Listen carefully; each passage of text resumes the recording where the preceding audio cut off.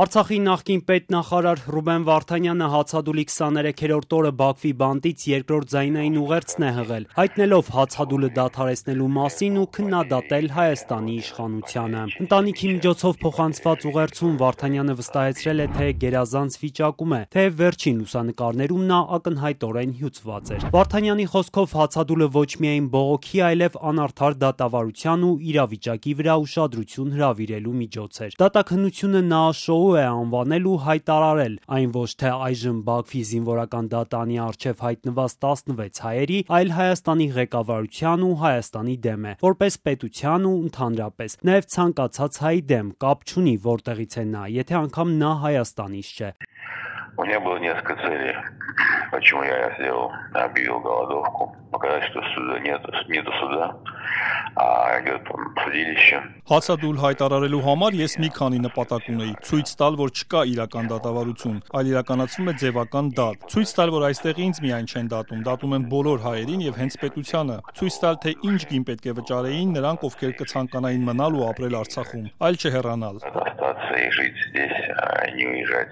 Վարդանյանն անդրադարձել է իր դեմ օրերս Բաքվի դատարանում ցուցմունք տված Կամո Հայրապետյանին ու Մուշեղ Գրիգորյանին։ Տեղահանումից հետո Արցախում մնացած այդ երկու հայերը ըստ ադրբեջանական լրատվամիջոցների պնդել էին, թե իբր Վարդանյանն Ադրբեջանի դեմ կռվելու համար խմբեր է կազմել, ռազմական 3 պահեստ է հիմնել, իբր ականապատման գործընթացն է ակտիվացրել ու Ադրբեջանի դեմ կռվելու քարոզչություն իրականացրել։ Ըստ Վարդանյանի, այդ մարդկանց օրինակը ցույց է տալիս, որ եթե արցախցիները մնային իրենց տներում, նրանց հանգիստ չէին տալու։ Вчера на процессе 2 армянина арцахца, живущие в Степанакерте.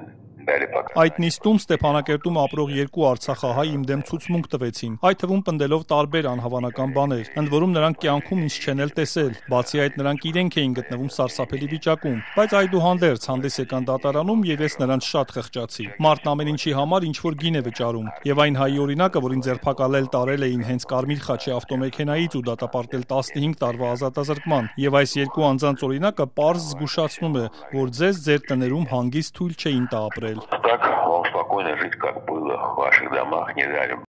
Վարդանյանի խոսքով յուրաքանչյուրը ցանկացած պահի կարող էր հայտնվել երեկվա 2 վկաների կամ նրա ձևակերպմամբ բոլոր սարսափելի հանցագործությունների մեջ մեղադրվողի տեղում։ Любой в любой момент мог бы оказаться на месте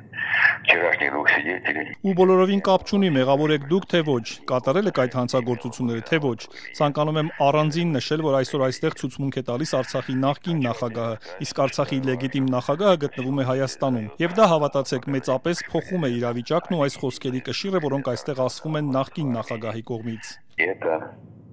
поверьте, сильно меняет ситуацию. И вес тех слов, которые здесь произносятся бывшим президентом. Ռուբեն Վարդանյանն ակնարկում է Արցախի նախկին նախագահ Արայիկ Հարությունյանին վերագրվող պնդումները։ Ըստ ադրբեջանական լրատվամիջոցների Հարությունյանը դատարանում ցուցմունք էր տվել հայտարարելով, իբր ցանկացել է նամակ ուղարկել Ադրբեջանի նախագահին պատերազմը դադարեցնելու մասին, սակայն Հայաստանի վարչապետը չի տվել այդ հնարավորությունը։ Հայաստանի իշխանությունը Բաքվում ընթացող դատավարությունները թատերականացված է համարում։ Պաշտոնական Երևանը պնդում է դրանք դատավարական կոպտագույն խախտումներով եւ խոշտանգման աղաղակող նշաններով են ընթանում։ Վարչապետ Նիկոլ Փաշինյանն էլ ասել էր, թե հայերի նկատմամբ արգելված միջոցներ են կիրառվում, որ ցուցմունքներ կորզեն, հետագայում Հայաստանի դեմ օգտագործելու համար։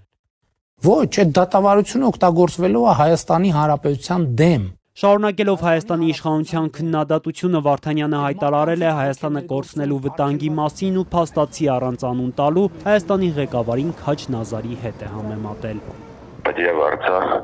Мы потеряем Армению ближайшие. Արցախը կորցնելով առաջիկա տարիներին մենք կկորցնենք նաև Հայաստանը, եթե արմատապես չփոխենք մեր վերաբերմունքն այնպիսի հասկացությունների նկատմամբ, թե ինչ է էլիտան, իշխանությունը, պետությունը, եւ թե ով պետք է մեզ ղեկավարի։ Լսեք ինձ եւ մտածեք այդ մասին, քանի դեռ ուշ չէ։ Եվ հիշեք միշտ, ինչպես հայկական հայտնի հեքիաթում Քաչ Նազարին թագավոր է ընտրում ժողովուրդը, եւ դա մեր բոլորիս որոշման արդյունքն է, ոչ թե նրա։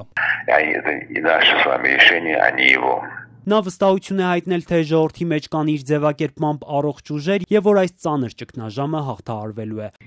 И последнее важно. Кто вас пугает очередной военной войной, вводит вас опять в заблуждение. Ով որ ձեզ վախեցնում է հերթական ռազմական պատերազմով, նորից մոլորեցնում է ձեզ։ Այսօրվա աշխարհում սեփական պետություն ունենալու իրավունքը տանուլ տալու շատ այլ միջոցներ կան։ Արդեն պարտադիր չէ նվաճել ռազմական ճանապարհով։ Հիմա պատերազմը նորից է շարունակվում, պարզապես հնարավոր է առանց անգամ մեկ կրակոցի նվաճել տեխնոլոգիաների, ֆինանսների, տնտեսական կախվածության, ենթակառուցվածքների, ինֆորմացիայի, քաղաքական պատերազմների միջոցով։ Եթե դուք այդպես էլ ապրեք պատրանքներում, թե ամեն ինչ վերջանալու է եւ դուք հանգիստ կարող եք ապրել ու վաստակել, ապա դա ինքնախաբեություն է։ Если вы так и будете жить в иллюзиях, что все наконец закончится, и тебе будет спокойно зарабатывать на жизнь и зарадоваться, услышьте меня, это самообман. Ըստ ընտանիքի 56-ամյա նախկին պաշտոնյան եւս մեկ ձայնային ուղերձ է հղել ու խնդրել այն հրապարակել գիրակի։ Ռուբեն Վարդանյանը հայտնել է, որ հաջորդ անգամ կխոսի միայն դատական եզրափակիչ նիստում, բայց միայն եթե միջազգային ներկայացուցիչներ լինեն։ Վարդանյանի դատն ու առանձին քննվող Արցախի նախկին ռազմաքաղաքական ղեկավարության դատավարություններն ընթանում են առանց միջազգային լրատվամիջոցների։ Դրանք լուսաբանելու հնարավորություն ունեն միայն ադրբեջանական պետական լրատվամիջոցները։ Բաքուն մտադիր է նաեւ փակել Կարմիր խաչի կոմիտեի գրասենյակը, որը միջազգային միակ անկախ կառույցն է, որ 23 հայ ռազմագերիներին այցելելու հնարավորություն ունի։